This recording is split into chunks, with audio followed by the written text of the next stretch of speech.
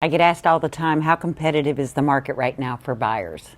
Unfortunately, we have less qualified buyers in the market and we have a very fair amount of inventory. We've got 625 homes for sale in the villages right now, which equates to about a 90 to 100 day market, which is normal.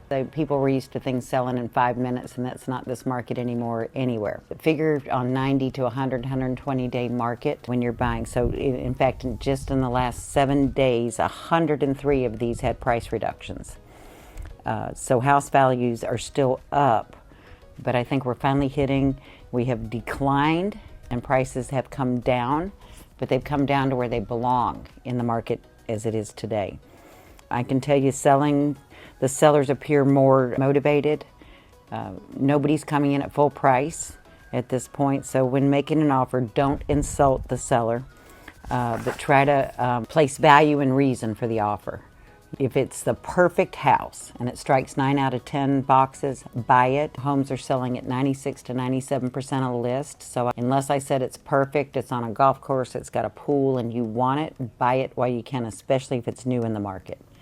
Else, you're free to negotiate. And that brings me to the next big questions that people ask me is, what question should a buyer always ask when they're making an offer? And it's real important that you do this, because you don't want to, like I said, insult a seller, and you want to acknowledge his power. So the questions you should always ask before making an offer: how long has this house been in the market? It's important. If it's been in 180 days or 365, then there's a reason. You need to find out why it's been in the market so long. Could be they started too high and they finally adjusted to a correct price, or it could be anything. It could be age of roof. But find out how long it's been in the market before you make an offer. You always want to know why the sellers are selling.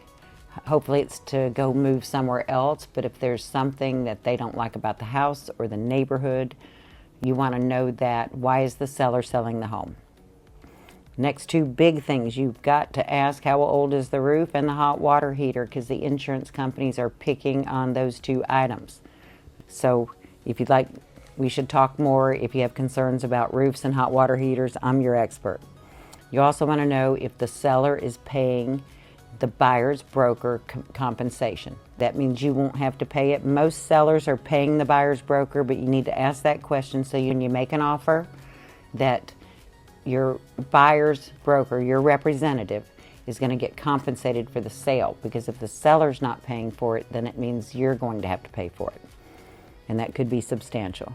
And you should always find out what's most important to the seller. When I'm making an offer, I call the seller's agent and I say, what's most important to the seller? Is it the price, the closing time, repairs? They could want a quick close, a long close. They may need to move and pack. So always find out those things. And then always ask what kind of contract that the seller is requesting. There's two types of contracts. One is as is. Residential says you can put in an offer, you can deliver your escrow, and if you change your mind, you will lose your escrow.